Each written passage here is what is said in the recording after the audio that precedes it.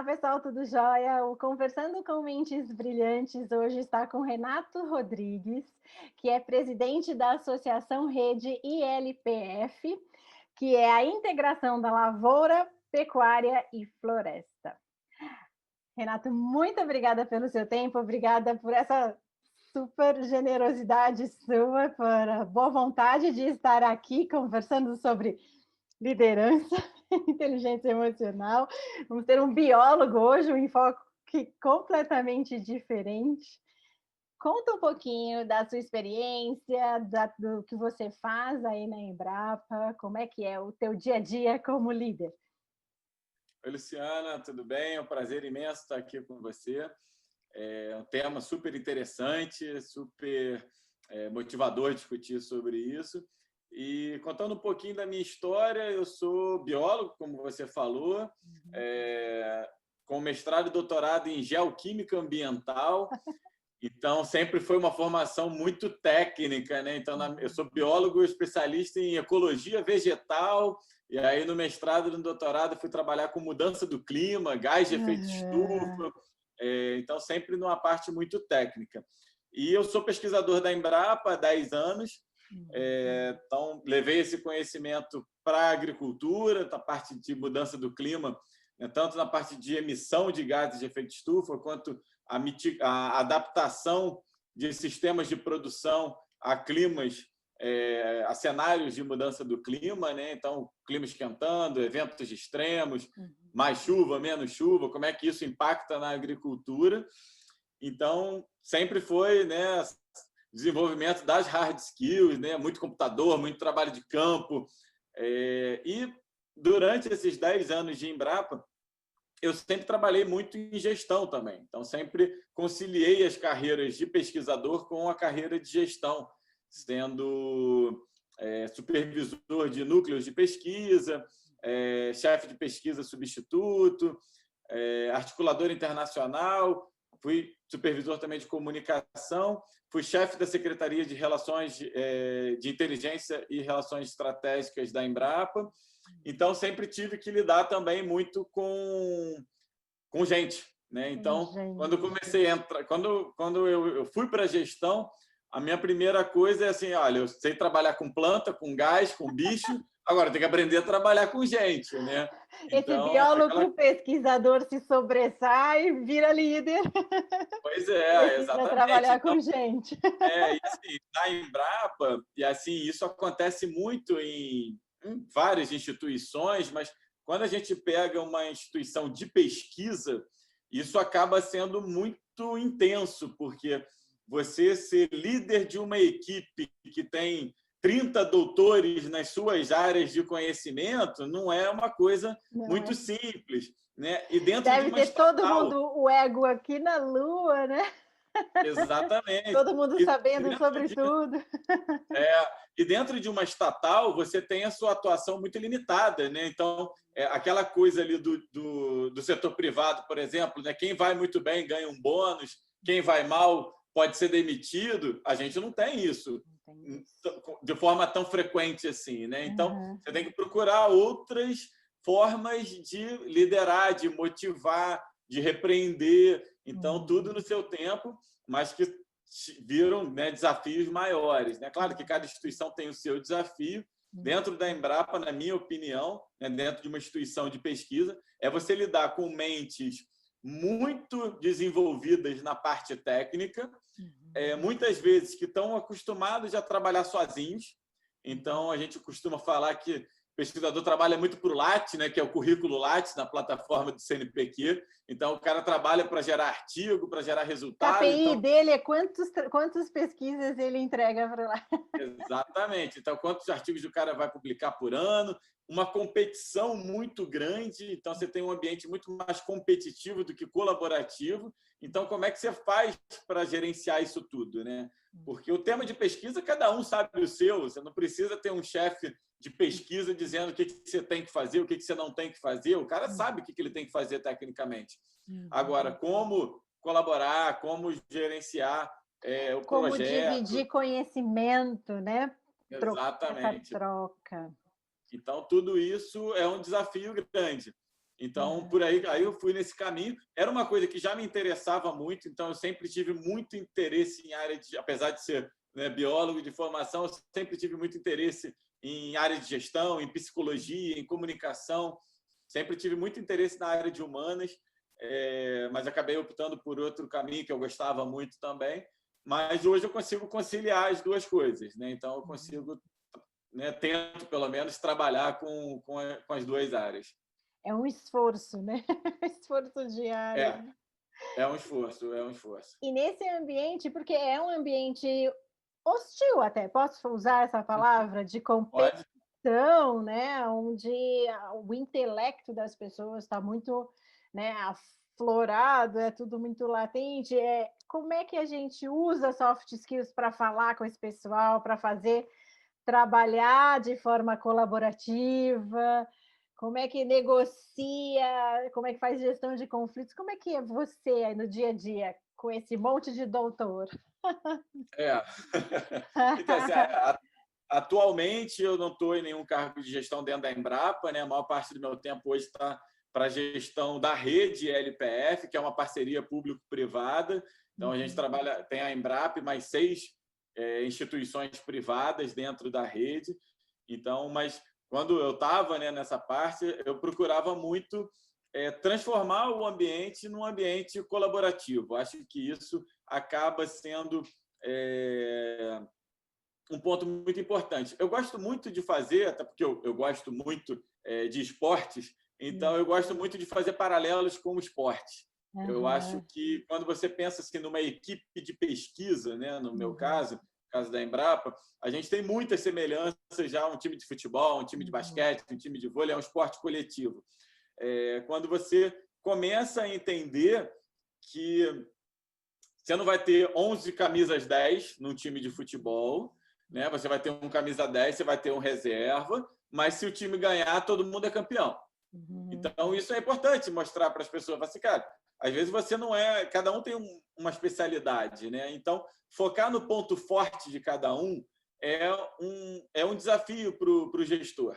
Então, quando você vê uma equipe, né, no caso, numa Focar no pesquisa... ponto forte, né? Identificar onde cada um é forte, né? Exatamente. E aí você tem que ter a sensibilidade de ver aquilo como um grupo e você vê que, olha, se eu fomentar a diversidade do grupo, eu tenho muito mais chance de trazer habilidades, expertises e fortalezas diferentes para aquela equipe, e a equipe vai ser muito mais forte do que a soma de cada um individualmente. Porque eu tenho, para fazer uma pesquisa, eu preciso de alguém que escreva um projeto, de alguém que venda o projeto, né, para um financiador, para um parceiro, de alguém que execute, por exemplo, um trabalho de campo, alguém que execute um trabalho de laboratório, alguém que rode uma estatística, né, que faça um trabalho de computador, de escritório, alguém que escreva os artigos. Então, são expertises completamente diferentes. Normalmente, um pesquisador, né, e aí na unidade que eu estou agora, que é a Embrapa Solos, aqui no Rio de Janeiro, a gente tem uma área da ciência de solo que é a pedologia, que é o estudo da estrutura do solo, do tipo de solo. Então, esse cara, ele adora estar no campo. Então, ele gosta de estar dentro de uma trincheira, né? Ele está ali. Você bota esse cara para rodar uma estatística, ele fica desesperado, na maioria das vezes. Claro que sempre tem exceções. Então, se eu pego esse cara e boto ele para trabalhar junto com um outro pesquisador que tem essa fortaleza de trabalhar no escritório, eu ganho dos dois lados, né? Porque um abastece o outro de informações. E quando você consegue fazer isso, virar um time, aí o sucesso, a chance de você ter sucesso é muito maior. Só que é muito difícil. É muito difícil. As pessoas entenderem, as pessoas cederem, aquela coisa, né? Tipo, quem é que vai jogar com a camisa 10? É difícil. Porque envolve bastante coisa. Eu vou falar umas palavrinhas aqui, daí você vê o que encaixa para o que você disse. Trazer percepção, né, de perceber quem é quem, para colocar cada pessoa no lugar certo. Comunicação, que é você conseguir chegar nas pessoas e dizer, né, o que elas vão fazer, trabalhar com a humildade também, né? Quando você tem pessoas com ego mais alto, que é mais complicado, mas aí você vai ter que trabalhar isso. Como é que você faz para ajudar essas pessoas a serem mais humildes? É dialogando, É, dialogando, né? é muita conversa. Eu acho que exemplos práticos também são interessantes dos dois lados, de Uhum, experiências que deram certo e experiências que deram errado, né? No primeiro momento, pelo menos, de como é que você aprende com as coisas que deram errado. Eu passei por uma situação que deu errado, quer dizer que aham. deu errado, que Não a foi gente tão pensou em seguir um caminho. satisfatório. É, então a gente pensou aqui em montar uma equipe de pesquisa com 3 grandes amigos, eu e mais 3 grandes amigos. Então a gente já saiu um pouquinho na frente, ou pelo menos a gente achava que a gente ia sair na frente, porque a gente tinha um relacionamento pessoal e fora do trabalho muito bom. E Aham, aí, assim, para mim era muito nítido que a equipe se complementava, né? Cada um tinha uma expertise mais aflorada. E uhum, eu fui tentando propor isso, mas tem uma coisa também que é muito forte, que é a cultura organizacional. Então, aham. a pesquisa, né, a Embrapa, as universidades, outras instituições de pesquisa, elas têm uma tradição de as pessoas trabalharem muito sozinhas, né? Ou às vezes com um Porque são parceiro externo. pesquisadores. Aham. É, então, assim, interage em determinados momentos, se junta para escrever um artigo, mas no dia a dia você não tem isso de ser uma equipe com uma tarefa para cada um, com acompanhamento, com KPIs, com essas coisas que são são os indicadores para Uhum. você ter a avaliação da sua equipe. Então, eu tentei fazer isso e não funcionou.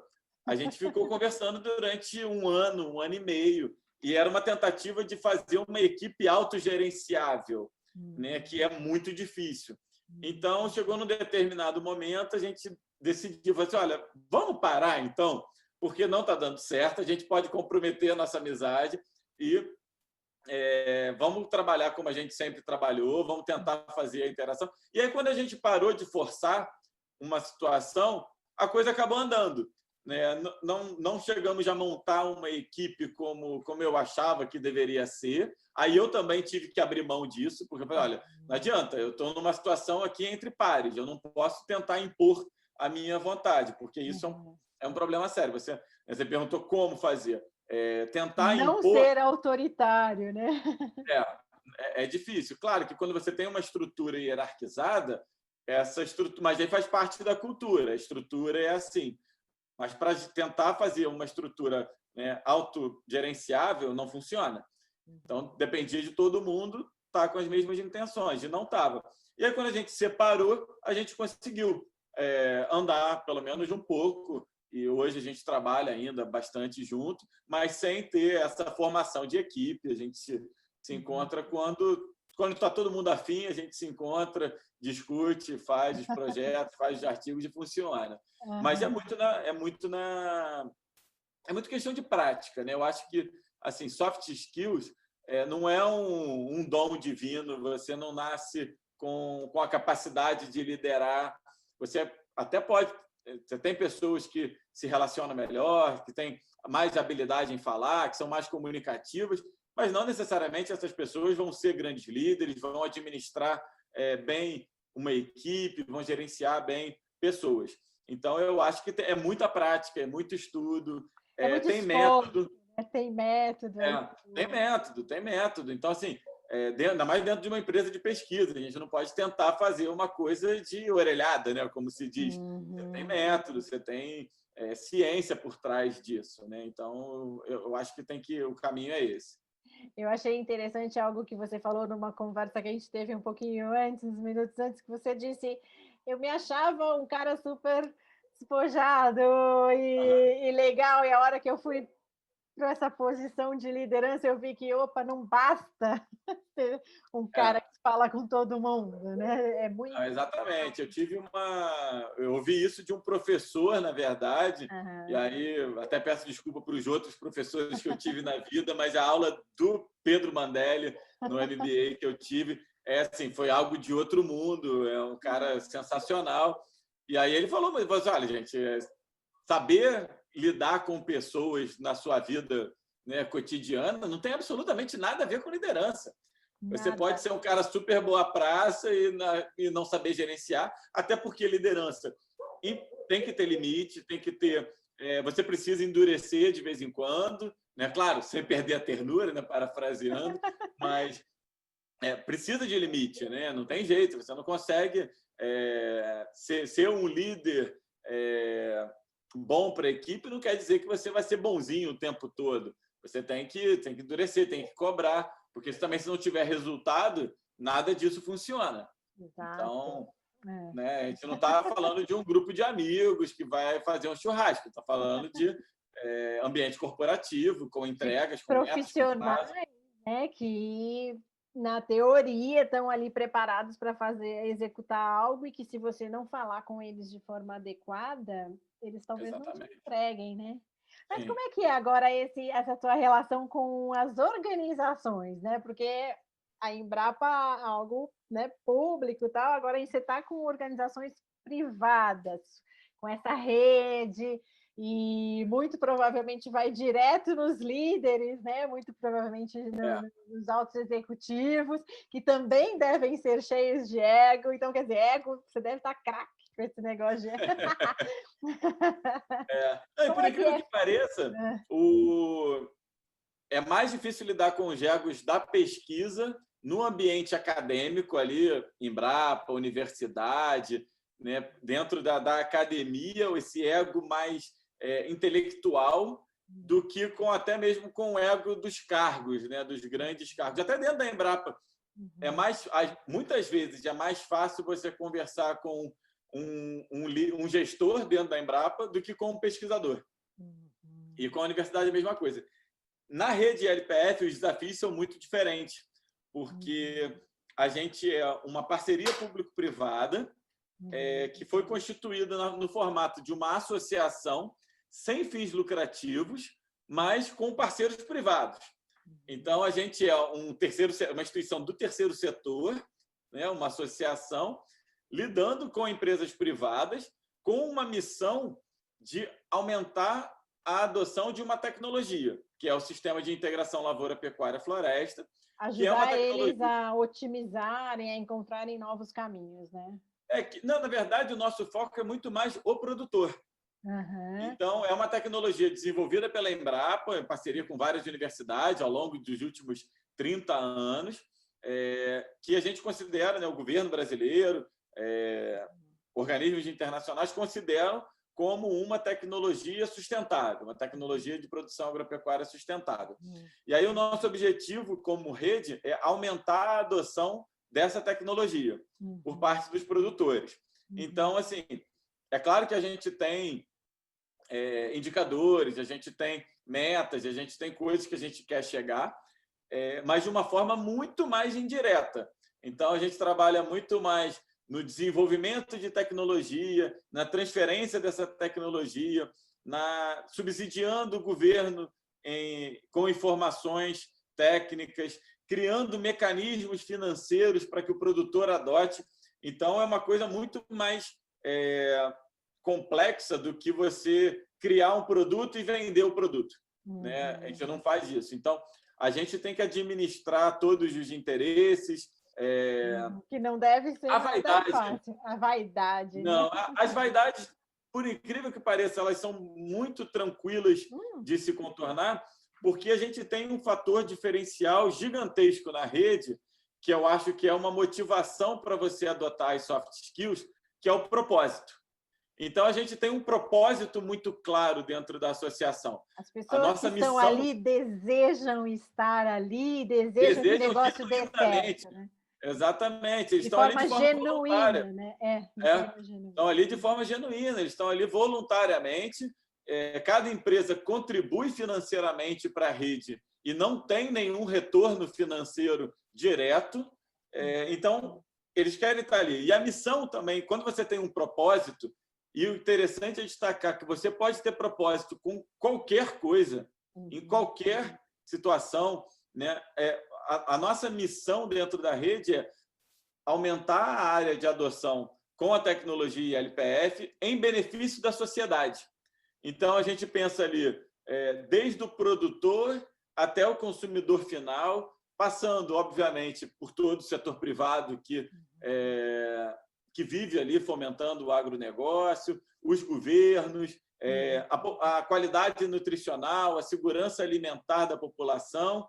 Enfim, a gente consegue transformar essa missão num propósito até de vida, né? de missão, de fato. Que a gente poderia botar assim, nossa missão, nosso objetivo quanto rede é criar mais 1.000 hectares de LPF por ano no município tal. É claro que a gente tem isso internamente, né? São os nossos KPIs internos, mas a nossa missão é muito maior do que isso. Não adianta a gente chegar nesse resultado de ter mais área se o caminho não foi construído, não foi pautado para chegar naquela situação, beneficiando todo mundo, né? Todo mundo que está em volta ali do setor. Porque essa coisa de achar que você vai crescer sozinho, a instituição vai crescer sozinho, o profissional vai crescer sozinho. Que você não precisa compartilhar nada, né? Você não é uma visão muito limitada, muito míope da coisa, né? Porque é muito melhor você crescer junto com todo mundo e ter a sua parte ser muito maior de um pedaço, né? De um bolo muito maior. Você ter uma fatia maior de um bolo maior do que você ter uma fatia grande de um bolo que é pequeno e que vai acabar logo. Que é só seu e que depois acaba. Mas eu gosto dessa palavra propósito, porque eu penso assim, e aí você me diz o que você acha do que eu vou jogar aqui. O propósito, ele é algo muito relacionado aos seus sonhos, à sua paixão, né? A missão que você falou, você usou mais de uma vez essa palavra, e não significa que no dia a dia você não tenha dificuldades, que você não tenha os conflitos, mas eu acho que o propósito é tão maior que tudo fica menor mesmo, né? Você acaba que consegue gerenciar melhor isso porque tem algo maior a ser feito, né? Sim. E como eu falei, assim, isso pode ser aplicado para qualquer negócio, não é porque assim, tem em algumas coisas, claro, em algumas instituições, como uma rede, né, que é uma coisa voluntária, né, mas está promovendo o desenvolvimento de uma tecnologia agropecuária sustentável, que aumenta a produtividade, tem vários benefícios ambientais, aumenta a renda do produtor, faz bem para o planeta. Então, assim, a narrativa já está mais ou menos pronta. Mas isso pode ser para qualquer, por exemplo, uma ferramenta virtual de conexão. Antes da pandemia, ela poderia até ter um valor reduzido, né, no geral, e a empresa poderia falar assim: não, a gente desenvolve sistemas para vender, né? A gente quer vender assinatura de uma ferramenta virtual qualquer. Não, agora você está conseguindo conectar pessoas, você consegue transmitir emoções, você consegue tocar negócios. Imagina, a minha filha nasceu durante a pandemia, minha segunda filha nasceu no auge da pandemia. Parabéns. Obrigado. No meio da semana de lockdown aqui em Niterói, em 13 de maio, tudo fechado. Meus pais só foram conhecer a neta pessoalmente quase um mês depois, porque a gente foi fazer aquele tempo de quarentena, depois de ter voltado do hospital, essa coisa toda. Então, antes disso tudo, teriam demorado um mês para ver, né? E agora, dentro da sala do passe, você já tira foto, já filma, já transmite. Então, é muito mais do que vender uma assinatura de telefone ou vender um pacote de internet. É trabalhar com emoção e tal. Porque tudo que a gente faz, e aí é uma coisa que todos os líderes têm que ter em mente, tudo que se faz é por pessoas e para pessoas. Não tem como fugir disso, né? Não dá para falar qual é o objetivo da empresa. Gerar renda para o acionista. Gente, isso é parte 50 do anos objetivo, atrás. né? Isso é parte. Claro. É claro, o dinheiro do acionista é o que faz a máquina rodar, aquela coisa toda, mas se não tiver as pessoas no centro, não adianta. Exato. Se a missão não for algo maior, né? Se o propósito não for maior. Eu acho muito interessante, voltando com o propósito, com a palavra vaidade que você diz, que você falou, eu acho que os maiores conflitos, seja dentro da academia com os egos na lua ou fora da academia com pessoas que também não são nada humildes. Acho que quando essa vaidade é muito forte, aí a gente perde a capacidade de trabalhar de forma colaborativa e pode até colocar em risco o propósito, seja da organização, do projeto ou do que a gente está fazendo, né? Não, e é muito engraçado, eu esqueci o nome agora da instituição, mas eu vi uma entrevista uma vez de um diretor de pesquisa de um dos maiores laboratórios do mundo. Uma instituição que tinha quase 1.000 pesquisadores trabalhando no mesmo lugar e tinha mais ou menos uns 15 ganhadores de prêmio Nobel, só gente assim, de um nível muito alto. Como é que você motiva um cara desse a trabalhar, né? O dinheiro para ele não é nem de longe o mais relevante. Ele está no topo da pirâmide. Está no topo ali. Então, assim, o cara não é aquilo que interessa. E aí a pergunta para o diretor foi essa, como é que ele fazia para motivar? E aí ele foi na sala dele, abriu um armário imenso que ele tinha com prêmios. E aí ele tinha assim, uma cesta de chocolate, uma bola de basquete, parecia coisa de criança, assim. E quanto maior o feito, né, daquele pesquisador, maior em tamanho era o prêmio que ele ganhava. E aí, a gente está falando de gente que tem tudo, então a gente tem que achar um caminho, né? Sim. Então, o cara fazia alguma coisa, publicava um artigo numa revista super conceituada ou ganhava um prêmio, fazia alguma coisa. Aí, só que a graça maior era ele receber durante o horário de trabalho e poder circular no ambiente dos outros pesquisadores com aquele prêmio. Então, ele conseguia criar uma competição. Era super saudável, o pessoal entendia talvez que aquilo ali era... fosse só algo simbólico, mas para celebrar um ganho qualquer, né? Um feito qualquer. E o legal é que ele fazia isso para as pequenas coisas do dia a dia. Se publicar um artigo para um cara desse, é rotina. Ele vai fazer o tempo todo. Então, ele fazia desse jeito. Então, ou coisas até que nem gerassem um resultado final, fosse alguma coisa meio, tipo, ele ajudar um estagiário com alguma coisa, ele fazer uma ação voluntária, ele fazer qualquer coisa do tipo que trouxesse senso, né, de colaboração, de valor para a instituição, e aí ele era recompensado por aquilo na frente das outras pessoas, porque isso é uma coisa que eu acho que é muito cultural, né? Estimular o outro. E no Brasil a gente tem muito pouco, que é valorizar quem de fato está entregando. E aí a gente tem uma cultura muito de, tipo, eu não posso dar o crédito para aquela pessoa porque o outro vai ficar com ciúmes. Com ciúmes. Mas assim, foi mas ele que fez. Mas o outro está fazendo, o mérito então, é dele, né? Claro, porque quando o cara faz e não é valorizado, ele é desmotivado, porque ele não ganhou nada com aquilo, né? E aí, assim, de novo, não é sobre dinheiro que eu estou falando, é sobre reconhecimento, às vezes até uma fala, né, num auditório, em alguma coisa. Muito obrigada, né? Muito obrigada. Uma placa, alguma coisinha assim, uma mensagem numa rede social, qualquer coisa do tipo, né, que faça sentido para aquela instituição. E aí o cara que faz e não tem esse reconhecimento atingido, ele é desmotivado, e o cara que supostamente, né, o líder, né, o chefe ali, não quis expor, ele deixa de ter um estímulo. Porque o cara vai assim, eu faço ou não faço é a mesma coisa, eu prefiro não fazer. Se eu fizer, eu não vou ganhar nada, se eu não fizer também não, então...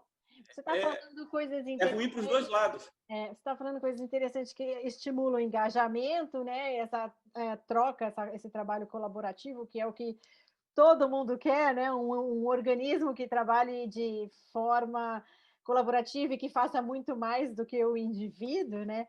Mas olha como é interessante, tem a pirâmide de Maslow, dependendo de onde a pessoa estiver, o prêmio pode ter um significado completamente diferente, né? Talvez uma plaquinha para esse cara que está aqui em cima seja super interessante, porque ele fala, meu, que legal, estão me vendo, mas talvez a mesma plaquinha para o cara que está aqui embaixo já não seja tão motivador assim, não sei. Sim.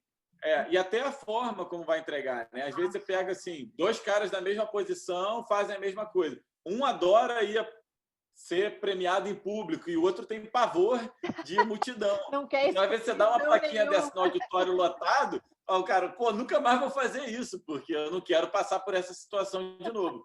Então, o líder também tem que entender qual Perceber as pessoas, né? o que motiva aquele cara, o que para ele tem valor, né? Como elas Porque quem está gostariam de recebendo ser o prêmio é ele. tratadas, né? Como elas querem ser tratadas, né? Esse é o segredo da coisa, né?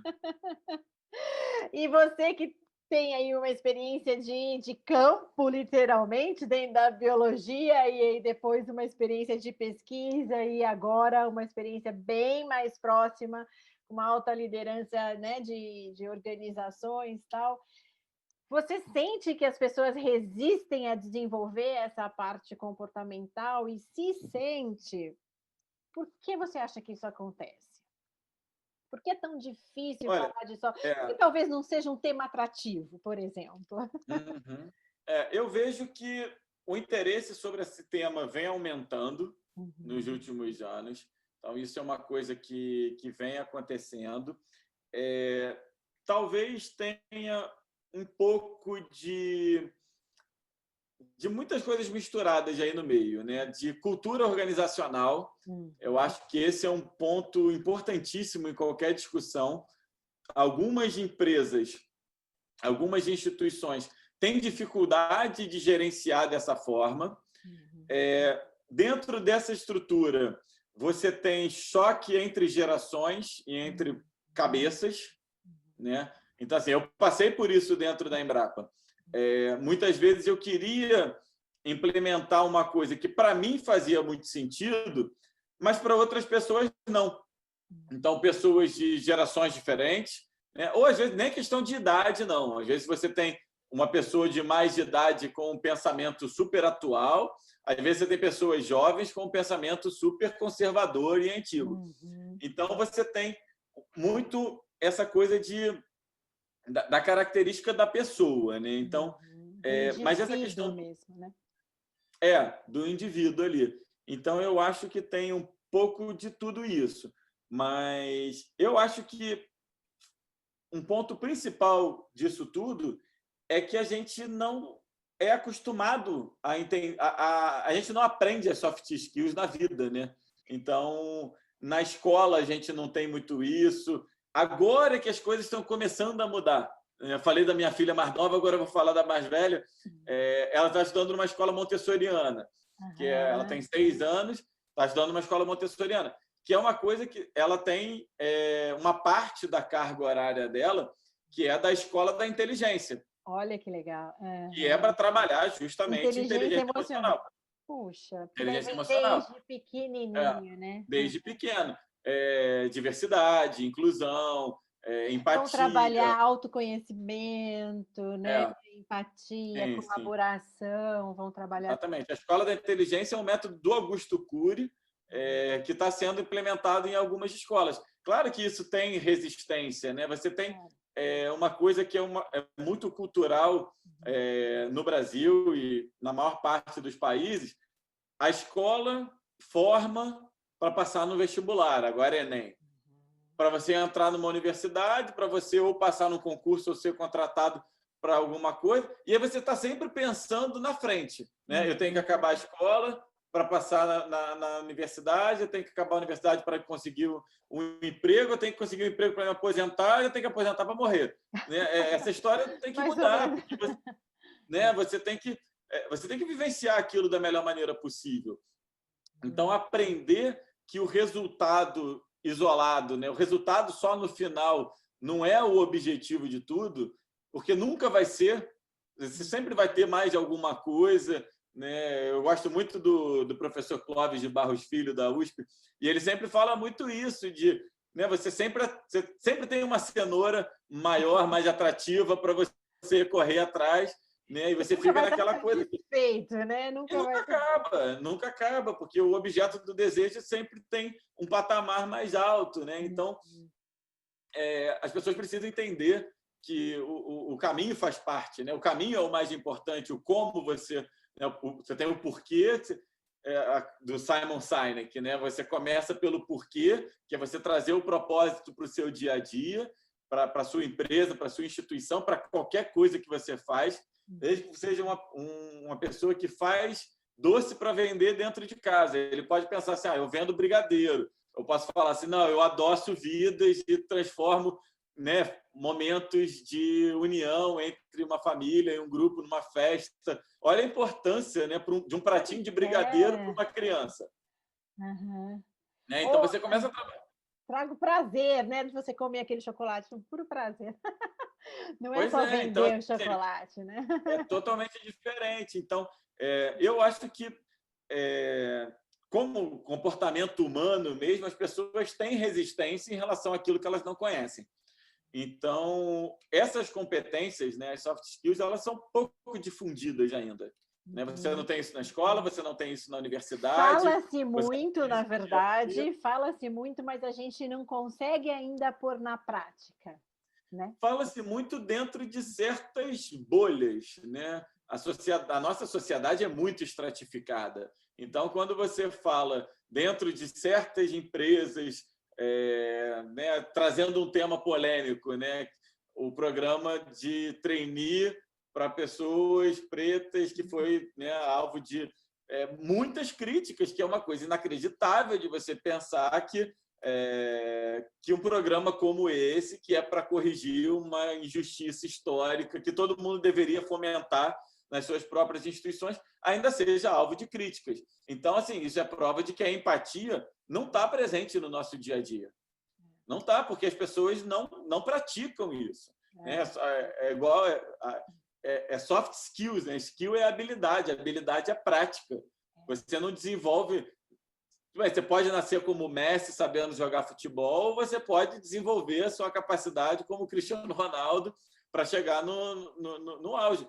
Mas você vai ter 0,1% da população que nasce com aquilo. Mas dificilmente você vai ter isso difundido como um todo. Você está dizendo, na verdade, que a gente tem que ter empatia ao próximo, né? O amor ao próximo mesmo, para trabalhar na base, para que essa base tenha a mínima competição, a condição de competir, né? A mínima, de sair um pouquinho do lugar onde ela está, porque se a gente não trabalhar nessa base, não capacitar essa base, eles vão estar sempre nessa... E a gente vai viver nas pequenas bolhas.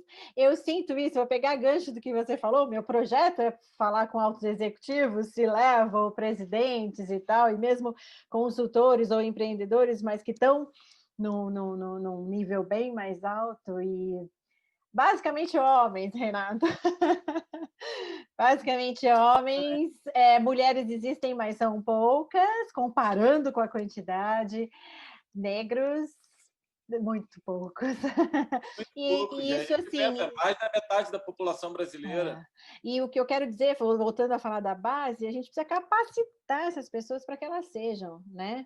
Para que a hora que elas chegarem aqui, elas façam com excelência, né? Que elas realmente consigam fazer com excelência. Sim, mas também tem muito o lado de capacitar os gestores que estão atualmente...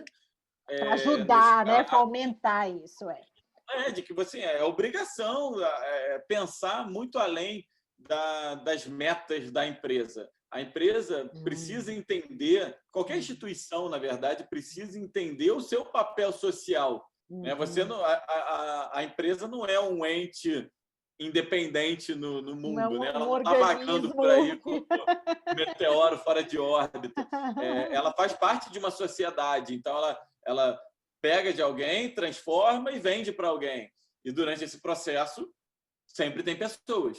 Então, se o cara que está lá em cima não entender que é obrigação dele, ele não está fazendo nada não é caridade, não é filantropia, não é nada disso, é obrigação social dele entender que ele precisa fazer o papel dele para melhorar o mundo. Mesmo que, né, claro, que considerando o limite daquela empresa, né? Empresas maiores vão ter uma repercussão maior, mas uma empresa pequena vai ter também uma participação na sociedade, né? E ela precisa fazer isso. Isso é interessante. E entender que isso também, claro que, desculpa, e entender que isso é bom para o negócio dele, porque se eu tenho uma sala, como você falou, se a gente juntar aqui todos os seus entrevistados, vai ser todo mundo muito homogêneo, as respostas vão ser muito parecidas, as ideias vão ser muito parecidas. quando a gente começa a colocar pessoas de origens diferentes, de vivências diferentes, de histórias de vida diferentes, Talvez a diversidade traz muito mais potencial de retorno, geração de negócio, né, ideias brilhantes, né, e elas se complementam, como eu falei no início. A equipe precisa ter uma composição de forças. E você não tem uma composição de forças se for todo mundo igual. Não tem. Todo mundo parecido, né? O que você fala eu acho interessante, porque a gente escuta dizer que estamos num momento de transformação. Claro, eu não vou nem falar de tecnologia, porque a tecnologia transforma a cada dia, né? Você dorme, amanhã já tem algo novo em termos de tecnologia. Então, não estou falando de tecnologia, que é algo bem rápido mesmo e é frequente na nossa vida, mas falando em termos de transformação organizacional, né? De visão mesmo. E dizem que a gente tem esse momento, a gente está vivendo esse momento de transformação, onde existem ainda muitas organizações com o pezinho no passado, onde tem uma liderança mais míope, mais autoritária, que não veja o todo de uma forma mais interessante, que não valorize a diversidade, que não capacite pessoas da base para chegar num nível melhor, mas também existem já algumas organizações que estão observando tudo isso. Ou seja, aí você me diz se eu estou certa ou errada na minha ideia aqui. Não quero te conduzir, por favor. E a gente, nesse momento de transformação, a gente pode dizer que a liderança, que a tendência é que a gente tenha líderes mais humanos. A tendência é que a gente tenha no futuro, ou Com já certeza. líderes mais humanos. Com certeza. Eu acho que sim. Eu acho que isso é uma tendência e uma tendência irreversível. Eu acho que, claro que você sempre tem, né, como qualquer coisa, tipo os early adopters, né, os caras que vão, e as empresas que estão fazendo isso agora, elas vão criar uma vantagem competitiva tão grande no mercado que isso vai ser internalizado porque não vai ter mais jeito, né? E não vai ter espaço. Abaixo, né? Ou você tem que ser assim, entendeu? Não tem jeito, não tem mais a opção disso não acontecer, né? Da empresa não ser diversa, não ser inclusiva, não ter um papel social, não ser cobrada por isso, porque hoje você tem cada vez mais o consumidor consciente disso tudo. Então, quando uma empresa o consumidor para de comprar, né? Se você exatamente, não quiser, eu paro de comprar. Muito mais. Minha opinião, né? Não sei se a Magalu, por exemplo, citando aqui uma empresa que é totalmente fora do meu meio, eu não sei se a Magalu pensou nisso de fato ou se isso vai ser uma consequência, mas na minha opinião específica, minha humilde opinião aqui, quando ela se posiciona dessa maneira, num programa desse de trainee, o programa não tem tanta relevância assim dentro da instituição, são 19 vagas, mas a mensagem que ela quer passar é muito, mas é infinitamente mais potente do que o resultado de você contratar 19 trainees. E ela está dizendo para o mercado, olha, se você é contrário a isso, se você é tão absurdamente racista e preconceituoso a ponto de deixar de comprar algum produto da minha empresa porque eu fiz essa ação, não é você que está escolhendo não comprar, sou eu que estou escolhendo não vender para você. Eu não quero que você seja meu cliente, entendeu? Então, eu acho que, claro, isso é uma postura de que uma empresa do porte dela talvez tenha condições de fazer, né? Não tem absolutamente nenhuma informação deles e tal. Não sei se foi isso que eles quiseram fazer, mas, na minha opinião, eu até torço para que tenha sido, porque é brilhante. É a empresa decidindo quem que ela quer que compre ou não. Eu acho, aí também a minha opinião, sem muita base científica para falar, eu acho que as críticas vieram pela forma, mas o que você disse é muito interessante. Não vamos falar sobre a forma. Pode ser que a forma, né, de ter um programa de estágio só para negros, talvez essa forma tenha sido errada, talvez. Mas a mensagem passada é muito interessante, de uma organização que observa. E se a forma foi errada agora, eu melhoro na próxima vez, né? Eu faço diferente, faço melhor numa próxima vez, porque o que importa é a Então, mensagem de que eu estou observando algo eu que é não um acho problema, né? eu não acho que tenha sido. Eu acho que a forma foi só uma maneira que essas pessoas encontraram de criticar o programa, Pode sem ser. querer parecer racista. Então, é aquela coisa mais velada, é aquela coisa tipo, não, eu vou tentar fazer por esse caminho, vou jogar numa lei que, pô, pelo amor de Deus, você quer falar de mais injustiça do que, né, do que existe na sociedade, porque num programa de trainee de uma empresa, eles fecharam para determinado grupo. Então, eu acho que foi muito mais um caminho que esse grupo de pessoas achou para criticar sem sofrer as consequências dessa crítica.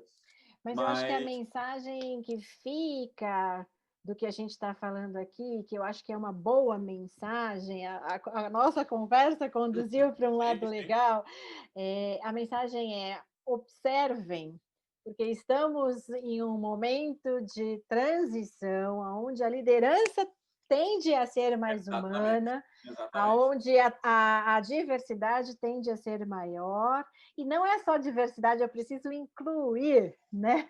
Não adianta eu só ter a diversidade, eu preciso fazer com que essa diversidade atue e se sinta bem no meio, né?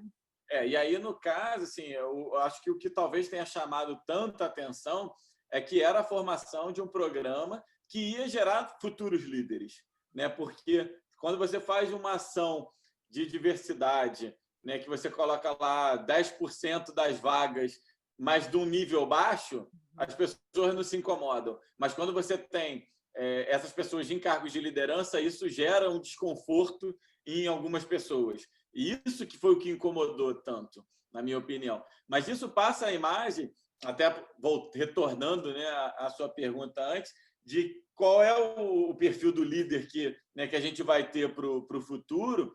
Eu acho que vai muito nesse encontro de que são líderes que vão gerar resultado, né? Isso nunca pode sair da pauta. Se o cara não estiver gerando resultado, ele Ele vai vai estar ser fora. cortado, ele está fora do jogo, mas que não é um resultado a qualquer custo, né? Que os valores da instituição não é um são resultado a qualquer importantes, custo, eu não passo por os cima valores daquilo. da instituição são importantes, né? O propósito, o respeito aí com o planeta, né? Com a população em geral, claro, com os acionistas, com os investidores, com os colaboradores, com os clientes, né? E aí isso reforça muito o papel social da empresa. O valor da empresa de hoje para frente não é mais financeiro, né? Não é só Exatamente.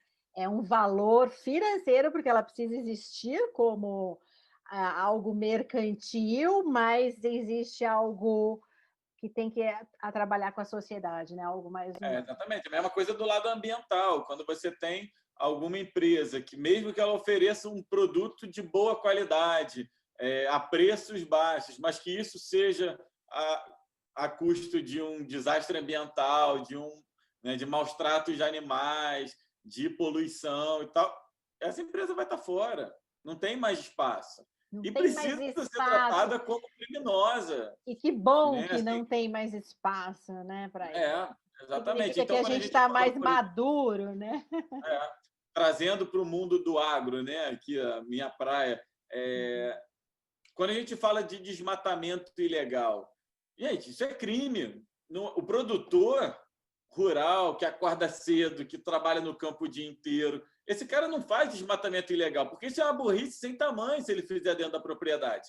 Ele tá destruindo o maior ativo dele.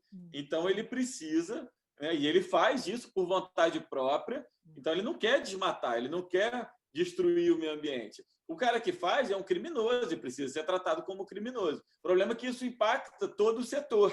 E aí entra um ponto que aí é entra uma a política, característica. que são outras questões, né? Não, e até um ponto que é característico da própria condição humana é você ter isso dentro das empresas.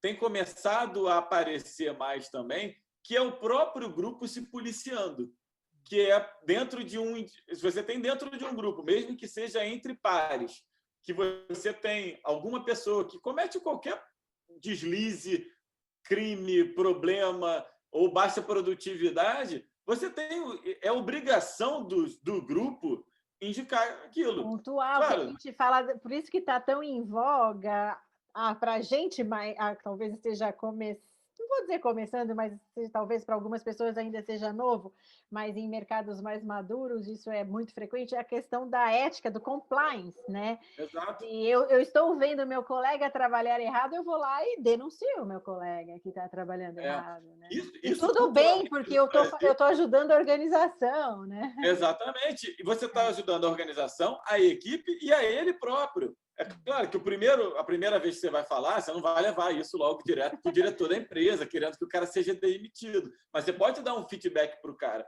Então, essa cultura do feedback negativo é muito importante. E entre pares também. E não só na avaliação de final de ano, é no dia a dia. Você viu aquela coisa acontecendo, isso para o líder é fundamental. Ele não pode dar o feedback só lá no final do ano. Aconteceu, você tem que dar o feedback na hora, tanto positivo quanto negativo. Você né? comemora com as pequenas coisinhas no dia a dia que você falou lá atrás e você orienta Exatamente. nas pequenas coisinhas no dia a dia. Ou seja, o Sim. trabalho do líder é quase que um pastoreamento, né? De Exato. comunicação e de estar ali próximo e conversando e dialogando e direcionando essas pessoas, né? Sim, exatamente. Renato, o que um líder deve fazer, o que ele não deve fazer? Se ele fizer isso, vai dar certo, se ele fizer tal coisa, vai dar muito errado. Caramba, isso é difícil, é tanta coisa, mas pensando aí mais ou menos nessa linha, né, do que a gente estava falando agora, e considerando, claro, só as soft skills, né, não estou considerando aqui as metas, produtividade e tal. As metas a gente sabe que ele tem que alcançar. É algo, né, que ele tem que alcançar, porque senão é como a gente falou, ele está fora do jogo, né? Exatamente. Mas eu acho que talvez assim dois pontos que eu acho que são fundamentais e que podem significar, né, a morte ali da liderança.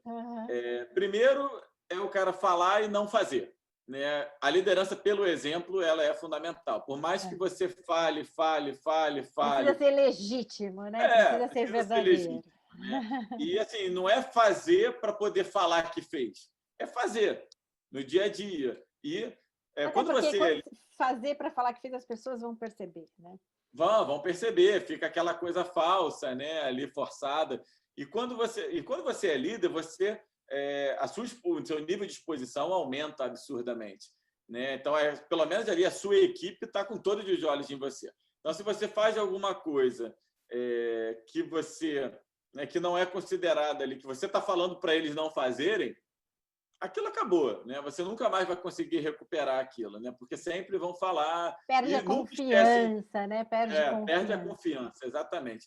E nunca esquecem o que o líder faz, né? Para cada ação negativa, você pode fazer 200 positivas e eles só vão lembrar. Aquele pontinho pretinho na parede vai sempre aparecer. Exatamente. É igual notícia, né? Eu tenho um amigo jornalista que fala assim, 999 aviões decolaram no horário certo. É notícia? Não, não é. Um avião atrasou 10 horas, é notícia. Então, isso para mim, o exemplo é a principal coisa, né? E a outra coisa é tratar a equipe de forma injusta. Você ou dar tratamento preferencial para um, ou pegar no pé de mais de outro sem ter um motivo. É claro, eu acho que o que o líder precisa fazer é dar o tratamento individual que aquele colaborador precisa. Não é o que ele quer, é o que ele precisa. O que ele precisa, porque às vezes ele precisa ser repreendido, né? Precisa, claro. Ou ele precisa desenvolver uma habilidade e o líder tem que ficar em cima dele para ele desenvolver aquela habilidade. Então, não é o que ele quer, é o que ele precisa. Mas, então, as pessoas têm necessidades diferentes dentro de uma equipe e o líder precisa tratar cada uma de uma forma diferente. Mas aí a gente volta naquela questão da oportunidade, de prover os direitos iguais, de prover as oportunidades iguais para todo mundo. Você tem que botar todo mundo da sua equipe em pé de igualdade. Né? Você não pode beneficiar ninguém, você não pode prejudicar ninguém porque você gosta mais ou menos de uma pessoa. Então, não confundir relacionamento pessoal com liderança. É claro que você vai ter mais afinidade pessoal com um e não vai ter com o outro, mas deixar isso de fora e dar o tratamento justo para todo mundo. Então, acho que seria basicamente isso. Exemplo e justiça são os pontos principais. Ótimas palavras, exemplo e justiça. E vou pedir mais uma palavra para você. Em uma palavra só, Renato, o que é a boa liderança? Você falou duas, o que fazer, o que não fazer. Em uma, o que é a boa liderança? Para mim, sem dúvida, doação. Doação. É doação de tempo, é doação de conhecimento. Ainda mais quando você pensa assim, por exemplo, numa instituição como a Embrapa, você tem um pesquisador que vai assumir. A Embrapa tem uma condição muito peculiar, assim, né? A gente não tem uma carreira de gestão. A gente não faz a carreira em Y, né, tradicional, ali que você sai da área técnica e vai para a área de gestão e fica na área de gestão. Não, você passa um tempo na gestão e você volta para o cargo técnico. Tá. Então, só para você ter uma ideia, hoje na Embrapa a gente tem, se eu não me engano, 4 ex-presidentes da empresa atuando como pesquisadores. É como se fosse um job rotation por algum motivo Exatamente. qualquer. Que é uma coisa impensável para outras instituições. Imagina um general voltando a ser tenente e indo para o campo de batalha. É interessante, porque em outras instituições o cara deprime. Na Embrapa ele vai falar, é cultura daqui, eu vou ter que engolir.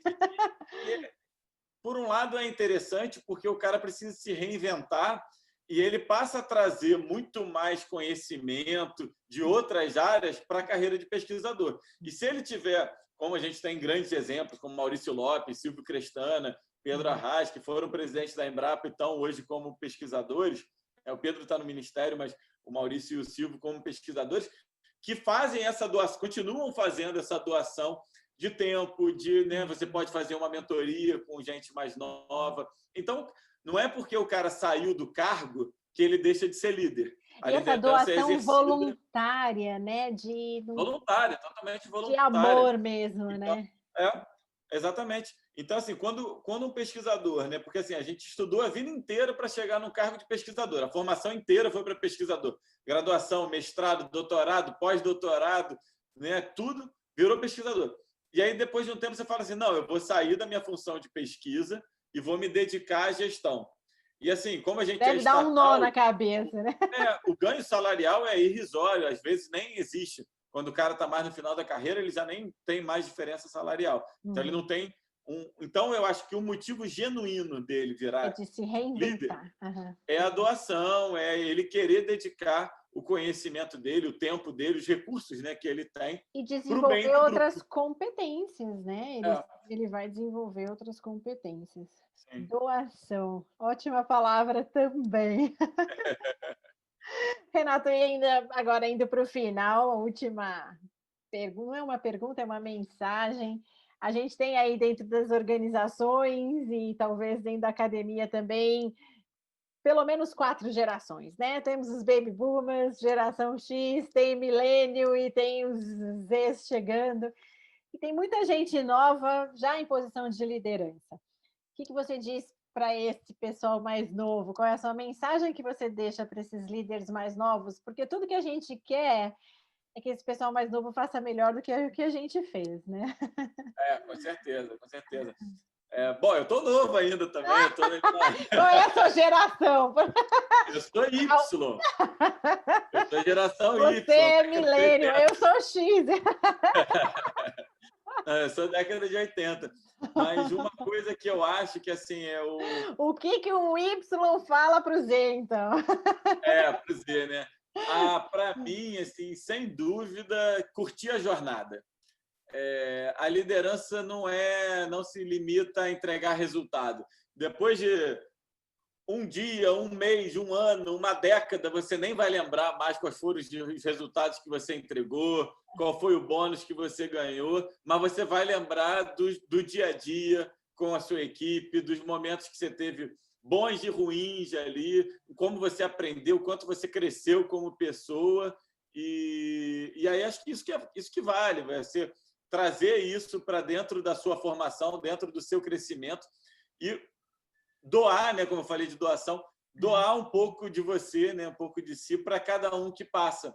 E quando você vê esse retorno acontecendo de forma também totalmente genuína, voluntária e tal, isso é muito gratificante. Isso vale muito mais do que qualquer meta entregue, qualquer benefício material que você possa ganhar. Então, o resultado é importante, é claro, mas assim, o como isso é feito é muito importante. E é o como que vai fazer você ser mais humano ou menos humano, né? Exatamente. É o Porque assim, como. atingir os resultados não. Atingir o resultado é o mais fácil do processo. Então, Porque você é chegar, você ter. cartesiano, né? Bem cartesiano. Beleza. E assim, e também você falou de tecnologia, né? A gente está. Cada vez mais a inteligência artificial vai substituir o ser humano na entrega de resultados. Né? Então, assim, hoje a gente já tem em várias áreas do conhecimento o trabalho por máquinas sendo muito mais eficiente do que o trabalho humano.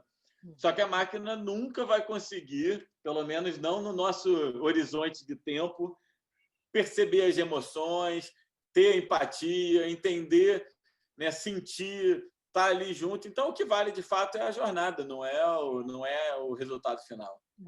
E tudo que você falou, e agora fechando nessa tua última frase, está relacionado à inteligência emocional, né? De você se Claro. conhecer, de ter empatia, de perceber os outros e de ter esse prazer, né? Essa felicidade com a jornada, Exatamente. né? Podemos falar de um ambiente de trabalho feliz. É aquela coisa, assim, se você passa a semana inteira esperando para chegar sexta-feira, para chegar ao final de semana, Tem se algo você passa errado. o ano inteiro para tirar férias, se você passa a vida inteira para se aposentar, tá Tem algo errado. errado. Tem algo Tá errado. errado. Você passa muito mais tempo lidando ali, né, trabalhando do que ficando com os seus familiares, com os seus amigos. Isso não faz sentido. Em alguns Né? momentos é melhor a gente ter menos dinheiro, mas fazer algo que Certeza. realmente traz felicidade, satisfação, né? Do que só olhar para o lado financeiro. Com certeza. Renato, muito obrigada. Parabéns pela bebezinha que Obrigado. chegou. Deve estar o quê? Obrigado, 2 meses, 3 meses? Alice. Parabéns, parabéns pela a mais velha que já está crescendo nesse mundo diferente, que realmente a geração dela consiga fazer algo melhor. Obrigada pelo Exatamente. seu tempo. Muito obrigado pela oportunidade. Foi um prazer. Grande E abraço. até breve. É.